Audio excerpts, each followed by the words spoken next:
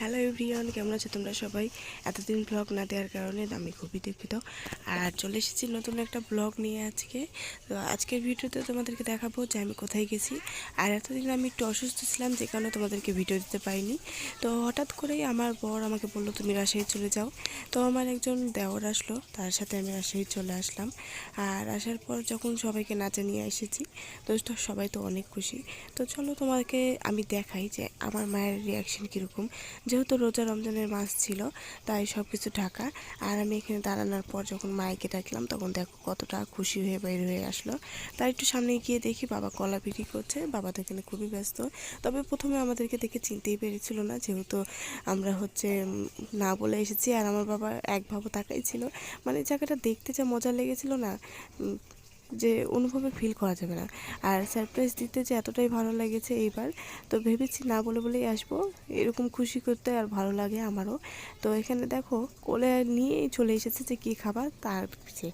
আর আমি এখানে দেখছিলাম অনেক দিন পর এসেছি, সব কিছু নতুন নতুন বদলিয়েছে, দেখতেই কি সুন্দর লাগছিল। আর আমি এখানে চায়ের দোকানে বসেছিলাম। আর আমার বাবার একটা ছোট্ট চায়ের দোকান আছে, সেই দোকানে আমি বসেছিলাম ভিতরে। আমি একটু পর মাকে নিয়ে চলে যাব, যেহেতু রমজান মাস, বাবা একটু কলা বিক্রি করছে। তো তোমরা যারা মুসলমান সকল ভাই বোনরা আছো, তোমাদেরকে রমজান মাসের অনেক অনেক শুভেচ্ছা। আশা করি তোমরা প্রতিটা রোজায় রাখবে। আজকে রোজা দ্বিতীয় দিন, আর আমি এসেছিলাম প্রথম রোজায়। আর খুবই ফাঁকা ফাঁকা ছিল রাস্তাঘাট, তো তার মধ্যে চলে আসলাম। না জানাতে, আমি নিজেও জানতাম না যে আমি আসলে আসবো। পৃথিবীর মধ্যে অন্যতম সুখ হচ্ছে বলে বাবা মা। তো আজকে সেই বাবা মাকে না বলে সারপ্রাইজ দিলাম এভাবে এসে। তো তোমাদের কেমন লাগলো তোমরা কমেন্টে জানিও। আর দেখো এখানে পুচকু এসে টিভি দেখতে বসে গেছে। আর এই হলো আমাদের রুম। এটা আমার ভাইয়ের ঘর। আর আমি এখানে মিনারে দাঁড়িয়ে তোমাদেরকে একটু রুমটা দেখাচ্ছিলাম। পিছন থেকে ভাই প্রচণ্ড হাসাহাসি করাচ্ছিল। তো আমি তোমাদেরকে দেখাই দিই পুরো ঘরটা। ওই দেখো বাইরেটা। সকালবেলা তোমাদেরকে পুরোটা ভালো করে আবার দেখাই দেবো নি।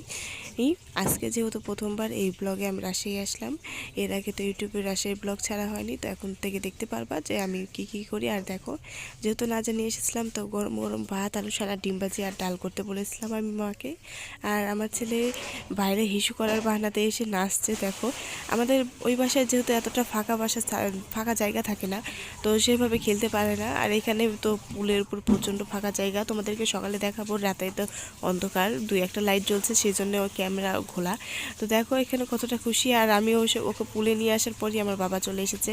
আর সত্যি কথা বলতে আমার ছেলে আমার বাবাকে অনেক ভালোবাসে, কারণ সারাদিন না কিছু কিনে দিতেই থাকে যখনই বাসায় আসে বা দেখা হয়। আর এখানে যে ওই এতটা খুশি, মানে কি বলবো, রাতের বেলা একটু ফ্রি হয়েছে, কারণ আমরা বাসে করে এসেছি, অনেকটাই মন খারাপ ছিল ওর। তারপরে বাড়িতে নিয়ে আসলাম। বাড়িতে আসার পর কি জেদ ছিল ওর, রাতের বেলা চিকেন খাবে, তোমরা সেটা একটা শর্ট ভিডিওতে দেখতে পাবা। তো সেই জেদটা পূরণ করতে পারিনি, তার কারণ এখন রাত অনেক বাজে, এখন রাত 1টা বাজে। আর এই সময় বলছে চিকেন খাবে। তো বাবা নিয়ে গেল দোকানে, দেন একটা এমনি ঠান্ডা জল 7 আপ কিনলো। তো সেটাই বসে খাচ্ছে, আর মায়ের সাথে খুব গল্প করছে। যাই হোক, তো আজকের ভিডিওটা এই পর্যন্তই। কেমন লাগলো আমার সারপ্রাইজ আমার মা বাবাকে দেয়া, তোমরা